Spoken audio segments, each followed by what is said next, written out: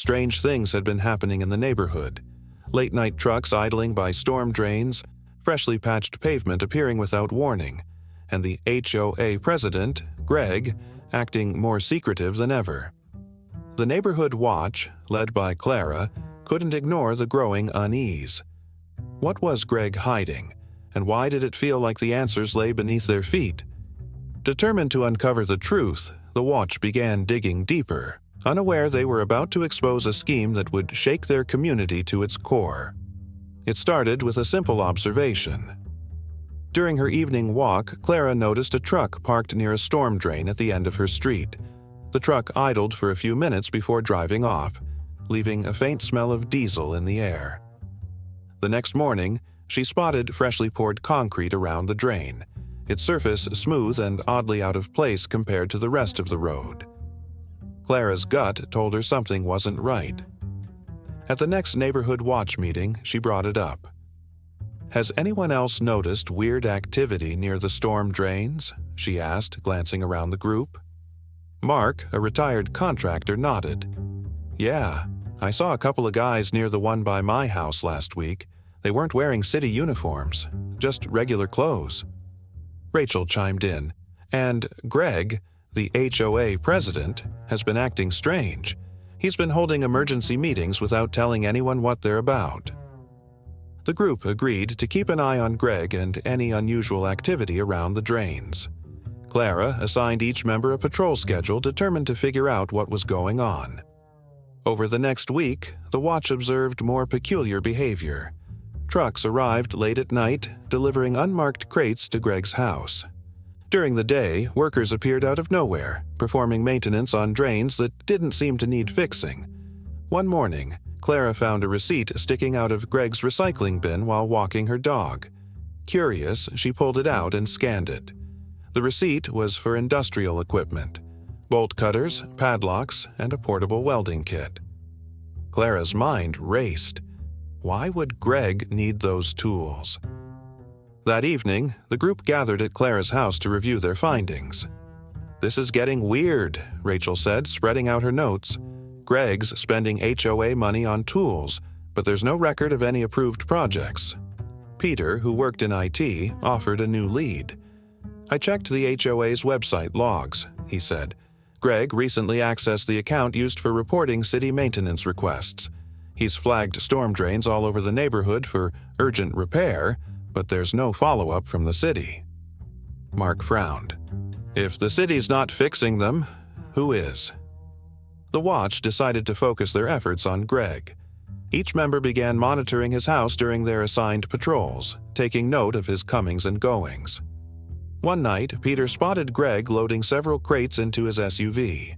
The next morning, fresh concrete appeared around another storm drain. "Whatever he's doing, it's connected to the drains," Peter told the group.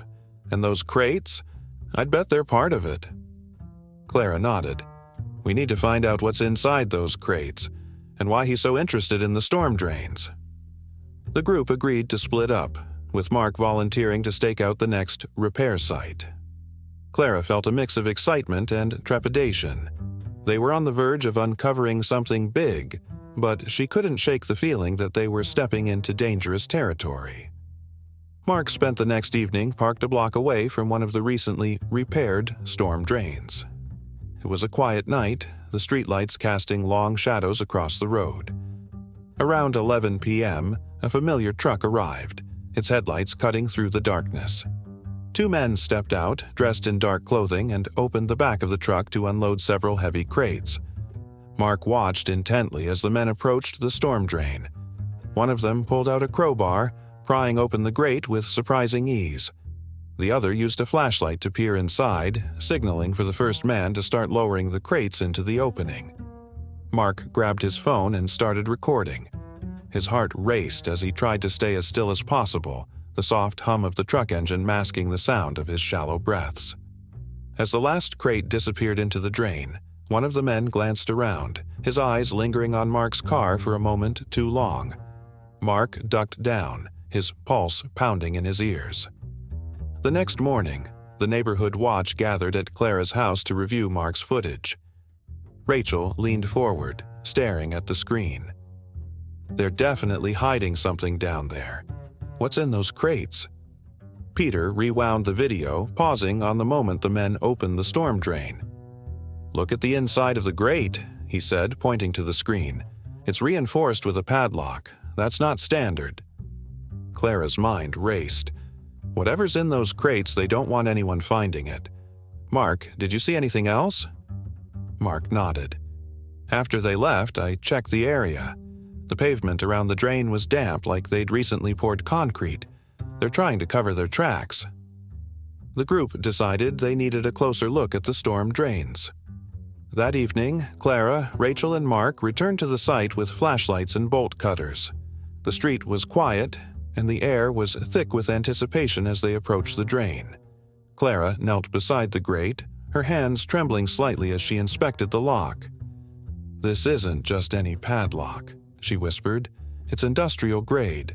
Greg spared no expense. Mark set to work with the bolt cutters, gritting his teeth as he snapped the lock open. The grate creaked as Clara and Rachel lifted it, revealing a dark, narrow shaft that led deep underground. The air inside was cool and musty, carrying a faint metallic tang.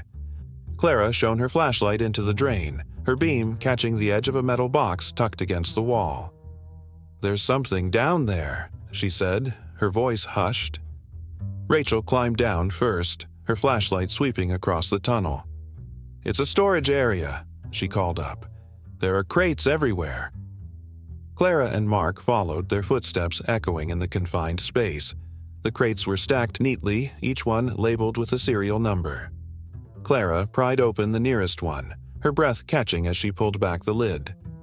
Inside was a gleaming gold bar, its surface stamped with an unfamiliar insignia. Back at Clara's house, the group stared at the gold bar in stunned silence. "This is insane," Rachel said, her voice barely above a whisper. "Greg's been hoarding gold in storm drains." Peter examined the bar, his expression grim. "This isn't just a few bars. The way those crates were stacked, there's a fortune down there." Clara sat back, her mind racing. The question is, where did it come from? And why is Greg hiding it here? The group debated their next move. Mark wanted to call the police immediately, but Clara hesitated. "We need more evidence," she said. "If we go to the authorities now, Greg could claim we're making it up. We need to prove where the gold came from, and how he got it." The group reluctantly agreed, though unease hung in the air. They had uncovered something extraordinary, but they were no closer to understanding the full scope of Greg's operation. And with each passing day, they knew they were getting closer to danger. The discovery of the gold bar sent the neighborhood watch into overdrive. Clara convened an emergency meeting at her house, spreading out all the evidence they had gathered so far: Mark's video of the men unloading crates, Rachel's notes on Greg's unusual behavior, and the gold bar itself, which gleamed ominously in the center of the table. "We need to figure out where this gold came from," Clara said, her voice steady despite the tension in the room. "If Greg's been hoarding it, there has to be a paper trail." Rachel nodded. "I've been looking into HOA financial records, and something's definitely off. There's a section in the budget labeled infrastructure repairs, but the expenses don't add up. The amounts are huge, but there's no record of what the money was used for." Peter leaned forward. "Can you access more detailed records? If Greg's funneling HOA money into this operation, there has to be a connection." Rachel smiled slyly. "Already working on it." Over the next few days, Rachel dug deep into the HOA's finances. Late one night, she called Clara, her voice buzzing with excitement. "I found something. Greg's been filing fake invoices for storm drain maintenance. The money gets routed to a shell company called Golden Ridge Solutions." "Golden Ridge?" Clara repeated. "That sounds suspiciously on brand." "It gets worse," Rachel continued. "The shell company is registered to Greg's brother-in-law. They're funneling HOA funds directly into this operation." At the next meeting, Rachel presented her findings. "Here's the pattern," she explained, pointing to a spreadsheet she had compiled. "Greg inflates repair costs, uses HOA funds to pay Golden Ridge, and then uses the money to move gold into the storm drains. Mark crossed his arms, frowning. But where's the gold coming from? Is it stolen? Peter chimed in. I've been doing some digging on that, too. There's been a string of recent thefts from construction sites in nearby cities. Guess what they were missing? Gold bars, scrap gold from demolition projects. Clara's eyes widened. So Greg's been stealing gold, laundering HOA funds to cover it up, and hiding the bars in the storm drains? Rachel nodded. It's the perfect setup. No one would think to look for stolen gold under a neighborhood. The group agreed they needed to gather more evidence before going to the authorities. Mark suggested staking out Greg's house again, hoping to catch him in the act of moving the gold. Clara proposed a more aggressive approach, confronting Greg directly. That's risky, Peter warned. If he knows we're onto him, he could bolt, or worse. Clara hesitated but ultimately agreed. Then we keep watching, but we have to act quickly. The longer we wait, the more time he has to cover his tracks. That evening, Clara and Peter staked out Greg's house. Around midnight, they spotted a van pulling into his driveway. Two men emerged, carrying heavy crates toward the backyard. Clara snapped photos while Peter recorded the scene. Gotcha, Clara whispered. Let's follow them. The van left shortly after, heading toward a secluded section of the neighborhood. Clara and Peter followed at a safe distance, their adrenaline spiking as the van stopped near another storm drain.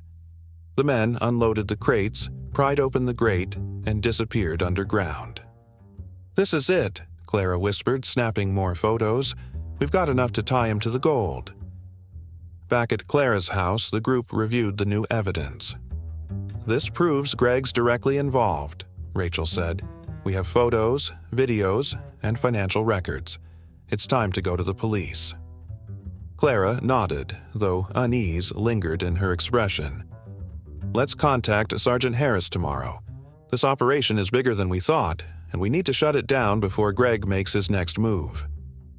The group disbanded for the night, their resolve stronger than ever. But as Clara locked her door and prepared for bed, she couldn't shake the feeling that Greg was already one step ahead of them. The storm drains held more than stolen gold. They held secrets that could bring the entire neighborhood to its knees. The following morning, Clara contacted Sergeant Harris, the local police officer who had helped the neighborhood in the past. After explaining the situation and sharing the evidence they'd gathered, Harris agreed to meet with the group that evening. By sunset, the watch had assembled at Clara's house, their collected documents and footage spread out across the dining table. When Harris arrived, his sharp eyes scanned the materials before landing on the gold bar in the center of the table. "This is serious," he said, holding the bar up to inspect its markings. "Where did you find this?" "In the storm drains," Clara replied. "We've tracked Greg funneling HOA money into a shell company and using it to hide stolen gold. He's been moving it underground to avoid detection." Harris leaned back in his chair, his face grim. "If this is true, it's a massive operation, but I'll need more concrete proof to act. If we can tie the gold to the recent thefts, we'll have a solid case." That night, the group agreed to conduct one final stakeout. This time, Peter joined Clara and Mark near another storm drain site where Greg's team had been spotted. Armed with cameras and a two-way radio to communicate with Rachel, who monitored the footage at home, they positioned themselves behind a row of bushes. Around midnight, the sound of an approaching vehicle broke the silence. A black van rolled to a stop near the drain, its headlights cutting through the darkness. Two men emerged, carrying crates similar to the ones they'd seen before. Peter started recording as Clara whispered, "Let's get closer." The trio crept toward the scene, careful to stay hidden. From their vantage point, they watched as the men unlocked the storm drain grate and began lowering the crates inside. This time, the light from their flashlights illuminated something shiny and unmistakable, rows of gold bars stacked neatly within the tunnel. "Got it," Peter whispered, snapping several photos. "That's the proof we need." Back at Clara's house, the group reviewed the footage with Rachel. The images were crystal clear, crates of gold being transported into the storm drain. the markings on the bars matching those from the theft reports Peter had found. "This connects everything," Rachel said. "The stolen gold, the fake invoices, the shell company, it all points to Greg." Clara nodded, her resolve firm. "We take this to Harris tomorrow. It's time to end this." The next day, Clara met with Harris at the police station, presenting the new evidence. Harris's eyes widened as he reviewed the photos. "This is enough to get a warrant," he said. "I'll coordinate with my team and keep you updated. But for now, you and your group need to lay low."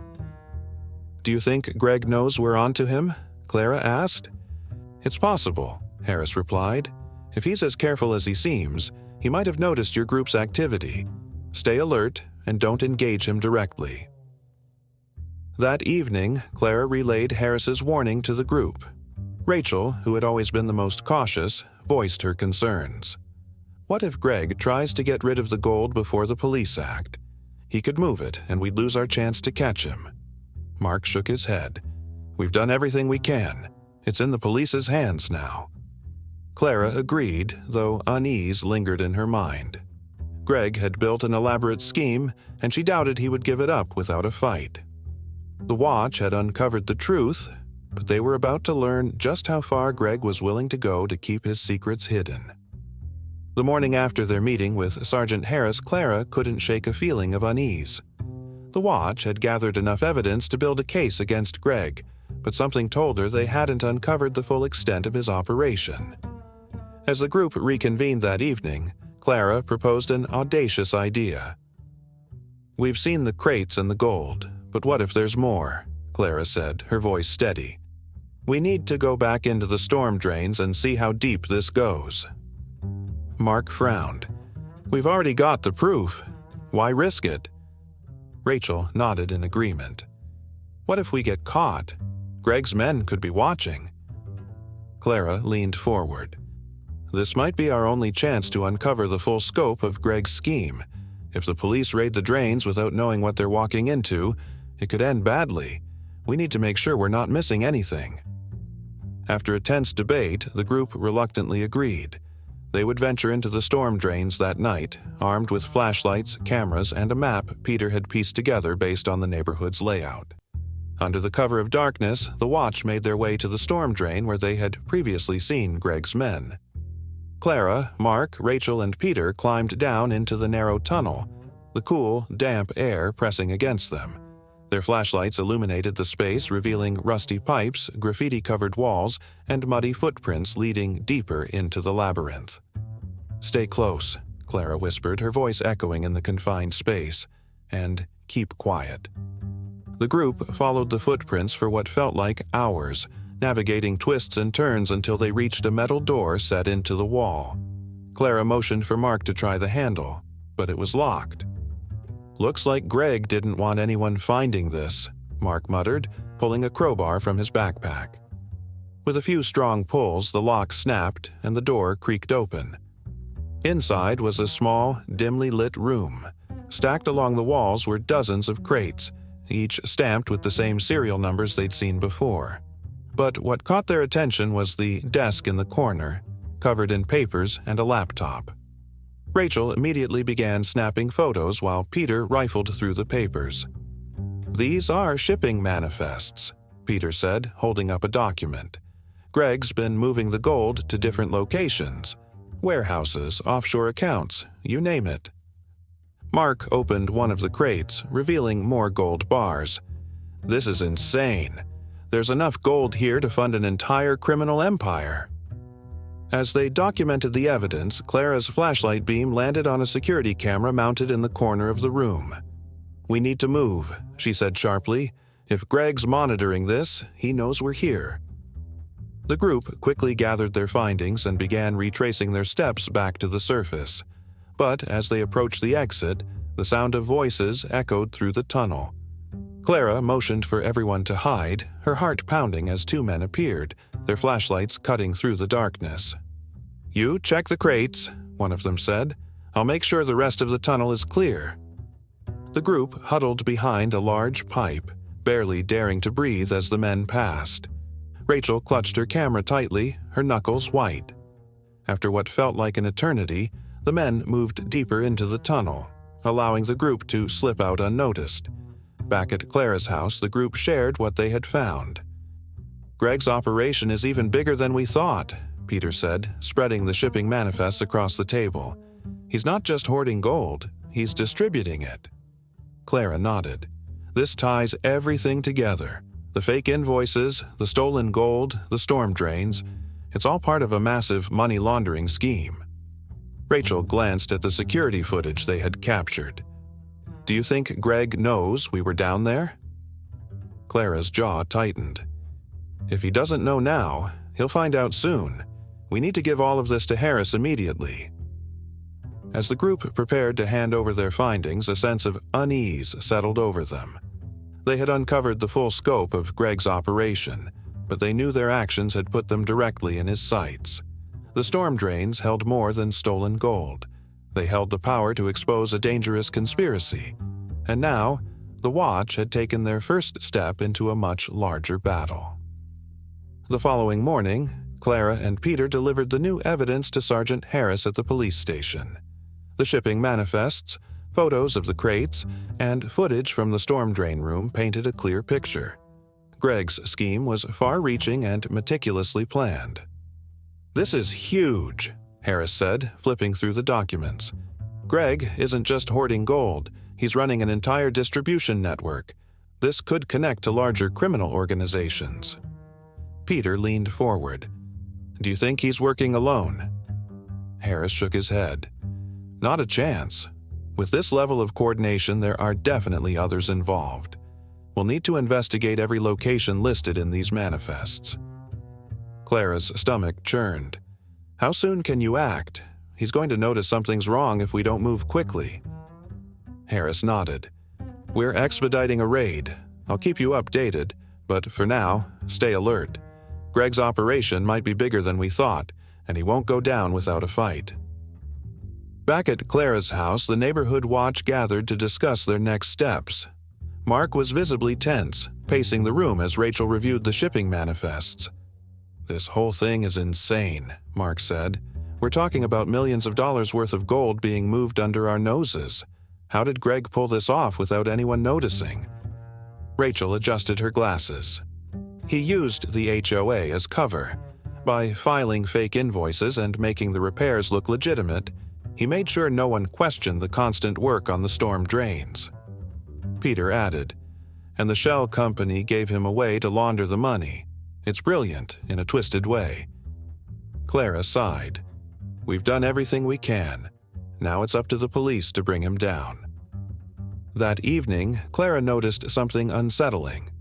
As she sat on her porch reviewing her notes, a black SUV drove slowly past her house. Its tinted windows made it impossible to see inside, but the deliberate pace sent a chill down her spine.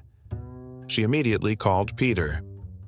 "Have you seen anything unusual?" Clara asked. Peter hesitated. "Yeah, actually. I spotted a van parked near Rachel's street earlier. It didn't look familiar." Clara's heart sank. "We need to meet. Now." The group convened at Clara's house, their faces tight with worry. "Greg knows we're onto him," Clara said, her voice steady but tense. "The vehicles, the timing, it's not a coincidence." Mark slammed his fist on the table. "This is exactly what I was afraid of. We're in over our heads." Rachel looked pale but determined. "We can't back down now. We've come too far." Peter nodded. "Harris said the raid is happening soon. If we hold out a little longer, this will all be over." Clara stood. "We stay vigilant. If anything feels off, we call Harris immediately, and no one goes anywhere alone." Over the next 2 days, the neighborhood grew eerily quiet. The usual sounds of children playing and dogs barking were replaced by an uneasy silence. Clara couldn't shake the feeling that Greg was watching, waiting for the right moment to strike. On the third night, Clara received a call from Harris. "We're ready to move," he said. "The raid is happening tomorrow. Stay put and don't engage with Greg or his men. We've got this." The watch gathered one final time before the raid, each member reflecting on how far they had come. "No matter what happens," Clara said, "we've made a difference. We uncovered the truth, and now it's in the right hands." Rachel smiled faintly. "Here's to never looking at storm drains the same way again." The group chuckled, their tension momentarily easing. But as they parted ways that night, they knew the next 24 hours would determine the future of their neighborhood and their safety. The morning of the planned police raid, Clara woke to an unsettling sight. Greg, the HOA president, standing in her driveway. He was impeccably dressed as always, his clipboard tucked under one arm, but his demeanor was anything but friendly. "Good morning, Clara," Greg said with a tight smile. "Mind if we talk?" Clara forced a neutral expression. "Of course. What can I do for you?" Greg glanced around as if ensuring no one was listening. "I've noticed some unusual behavior in the neighborhood lately. Late-night patrols, groups of people lingering near storm drains. It seems like the neighborhood watch has taken an unusual interest in maintenance activities." Clara's stomach churned, but she kept her tone calm. "The watch is always on alert for suspicious activity, Greg. That's what we're here for." Greg's smile faltered. "I hope you're not implying that there's anything suspicious about HOA operations. Everything we do is for the benefit of the neighborhood." Clara met his gaze evenly. "Of course not. We trust the HOA to handle things professionally." Greg lingered a moment longer, his eyes narrowing. "Good. I'd hate for anyone to misunderstand our intentions." As Greg walked away, Clara exhaled sharply. He knew something was up. At an emergency meeting later that morning, Clara relayed the encounter to the group. "Greg's on to us," she said. "He didn't say it outright, but he knows we've been watching him." Rachel's face paled. "Do you think he knows about the storm drains?" "He might suspect," Clara replied, "but the raid is happening tonight. We just need to stay under the radar until then." Peter frowned. "What if he tries to move the gold before the raid? He's smart enough to cover his tracks." Mark crossed his arms. "If he suspects anything, that's exactly what he'll do. We should keep an eye on him today. One last stakeout." The group decided to split up, each taking a different vantage point near Greg's house. Clara and Rachel parked down the street, while Peter and Mark positioned themselves near the storm drain closest to his property. Hours passed with no activity, the neighborhood eerily quiet. Then, around 4 p.m., Greg's SUV pulled out of his driveway. Clara immediately texted the group. "Greg's on the move. Stay sharp," Peter replied seconds later. "He's heading toward the storm drain on Elm." Clara and Rachel followed at a safe distance, their hearts racing as Greg stopped near the drain. Two men emerged from a second vehicle and began loading crates into the back of his SUV. Clara snapped photos, her hands trembling. This was it. Greg was trying to move the gold. As soon as Greg drove off, Clara called Sergeant Harris. "He's moving the gold," she said urgently. "They're loading it into his SUV right now." Harris's voice was calm but firm. "We've got units nearby. Stay where you are. We'll handle it." The watch regrouped at Clara's house, their nerves frayed. "This has to be it," Rachel said. "Greg knows the walls are closing in. He's making his move." Clara nodded. "Harris will take care of it. All we can do now is wait." That evening, Clara received the call they had been waiting for. "We intercepted Greg," Harris said. "He was transporting gold to a storage facility downtown. We've got him in custody, along with his associates." Clara let out a shaky breath. "And the gold?" "All accounted for," Harris replied. "We're still sorting through the paperwork, but it looks like this operation has been running for years. Thanks to you and your team, we've shut it down." When Clara shared the news with the group, they erupted into cheers. After weeks of investigation, they had finally exposed Greg's scheme. But as the excitement settled, Clara couldn't help but reflect on the risks they had taken. "We did something incredible," she said. "But we also learned how much danger comes with uncovering the truth. Let's make sure we never forget that." The group nodded, their faces a mix of pride and relief. The battle was over, but the lessons they had learned would stay with them forever. The morning after Greg's arrest, the neighborhood buzzed with rumors. Some residents speculated about why he had been taken into custody, while others dismissed it as a misunderstanding. The neighborhood watch, sworn to secrecy by Sergeant Harris, kept quiet, though their relief was tempered by lingering unease. At Clara's house, the group reviewed everything they knew. "Greg's in custody, and the gold's been secured," Clara said, pacing the living room. "But Harris hinted that this might be bigger than we thought. He said Greg was just one piece of a larger operation." Peter frowned. "If that's true, then the network might retaliate. They could come after us." Rachel glanced nervously at the window. What if Greg wasn't the only one using the storm drains? What if there's more down there? Mark crossed his arms. "We've already been underground. We didn't see anything else." "Maybe not," Clara said, her tone cautious. "But it wouldn't hurt to double-check. If there's more to this, we need to find it before someone else does." That evening, Clara, Peter, and Rachel ventured back into the storm drains. They retraced their previous route, flashlights cutting through the darkness.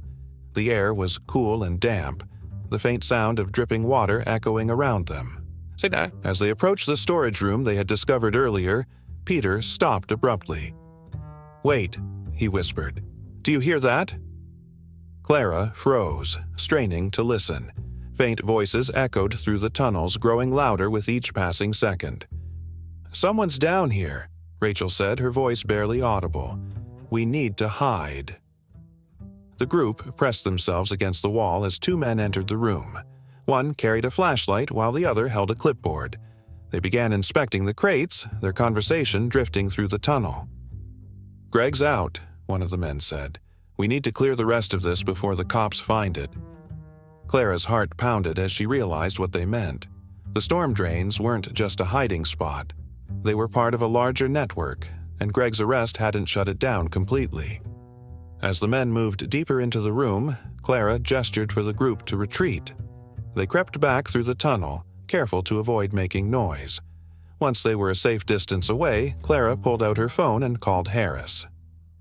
"There are still people in the storm drains," she whispered. "They're trying to move what's left of the gold." Harris's voice was firm. "Stay where you are. We'll send units immediately."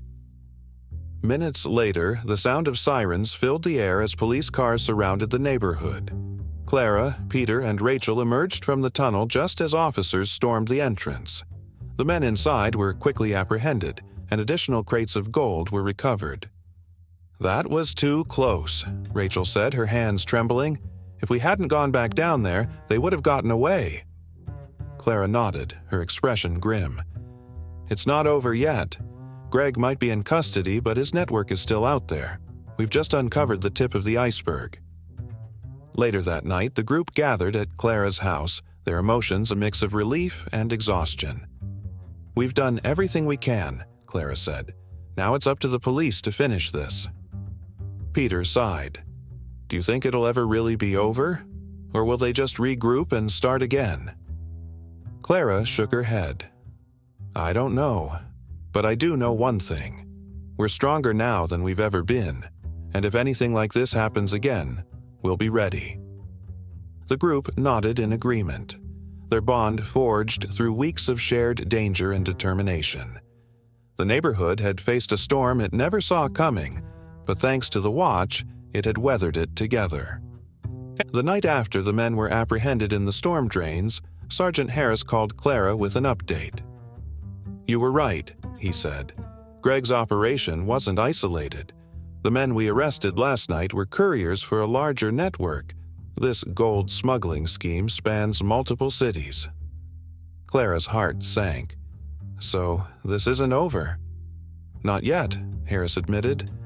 "But the information you uncovered has helped us plan a sting operation on the rest of the network. It's happening tonight. I wanted you and your team to know. You've done more than just protect your neighborhood. You've made a real difference." Clara thanked him, hanging up the phone with a mix of pride and unease. The watch had exposed Greg's operation, but the sheer scale of the network left her feeling overwhelmed. She immediately called a meeting to inform the group. That evening, the watch gathered at Clara's house, their tension palpable. "Harris says they're shutting down the entire network tonight," Clara explained. "Greg was just one piece of the puzzle. There's a much larger organization behind this." Peter nodded, his face serious. "It makes sense. Greg couldn't have been doing this alone. The logistics, the money, it's too big for one person." Rachel frowned. "So what happens now? Do we just sit back and wait?" Clara hesitated. "That's all we can do. The police know what they're doing, but Harris wanted us to know how important our work has been. Without us, they wouldn't have uncovered the larger scheme." Mark leaned back in his chair. "It's out of our hands now. Let's just hope they catch everyone involved." The hours dragged on as the group waited for news. They tried to distract themselves with conversation, but the tension was thick. Finally, just after midnight, Clara's phone buzzed.